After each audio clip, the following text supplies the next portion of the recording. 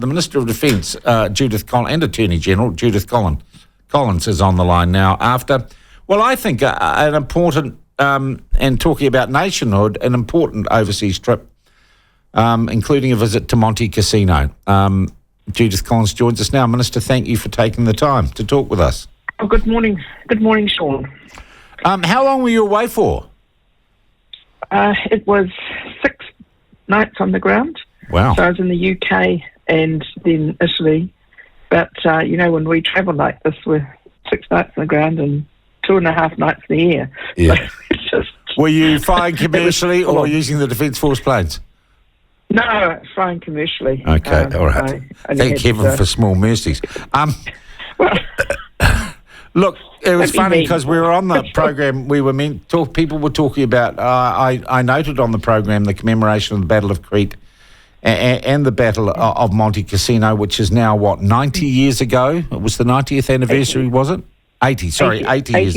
Yeah. 80 years ago. So, do we have any living veterans from the Battle of Cassino in New Zealand now? Yes, we do. And we actually had the last of the Maori Battalion, who's alive, Sir Robert Gillies, attended with at the commemoration. So, yeah, we do. And there's, they were very young boys when they joined up, but there's still a couple of people alive. Your dad served there? Yes, he did. Yeah, he was a sapper, and previously he'd been working on his parents' farm, and anyway, he got called up, and so off he went. Yeah, but it was a pretty gruelling time for them all, I think. It was a particularly bloody battle, and of course there was the controversial bombing of the monastery at Monte Cassino, which had been deemed to be historically significant and a sacred religious site. It was bombed. It turned out to be, in its rubble, a perfect defensive position for the Germans, and many, many lives were lost. Does Monte Cassino bear the scars and remember? Do the locals remember what happened there 80 years ago, Minister? Oh, yes. Well, the whole town was razed to the ground. But having said that, the Monte Cassino itself, the abbey, is completely rebuilt. Turns out it was the 4th time it was rebuilt.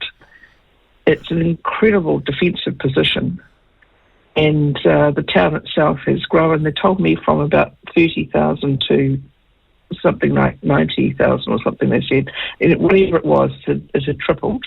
So the people there, though, they suffered terribly as well.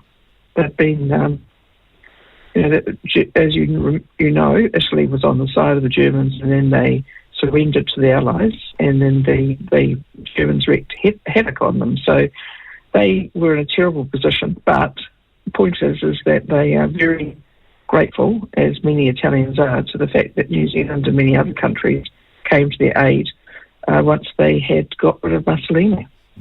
Was it an international commemoration? Is New Zealand and New Zealand defence just part of what happens there on the anniversary?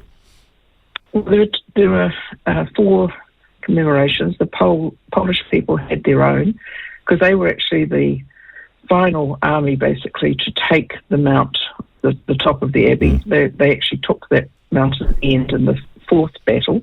So there were 4 battles over 4 and a bit months. There was a Commonwealth ceremony where all the Commonwealth nations were represented, and then there was the New Zealand ceremony, followed by one the next morning at the railway station, which is where a large chunk of the Maori Battalion was slaughtered or taken prisoner. Minister, I really am interested in going, and I think a lot of New Zealanders have on their bucket list, particularly Gallipoli. Yes.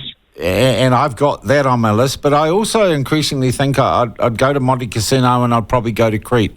What was your emotional reaction to being there? Well, I have been to Gallipoli, I've been to Crete, I've been to a lot of ceremonies and, to be frank, war graves. To me, it's always a very, very, let's say, poignant moment But Cassino was particularly so because I think it was more poignant because my father had served there, but also because I grew up in an environment where a lot of our neighbours, or actually all of our neighbours, were returned servicemen, and it was very much part of our history. Look, it was considered at the time, and still is one of the most bloody battles that New Zealand took part in, and New Zealand was a very significant part of that those battles. Yeah, Freiburg was there in the New Zealand division who were pushing up through Italy.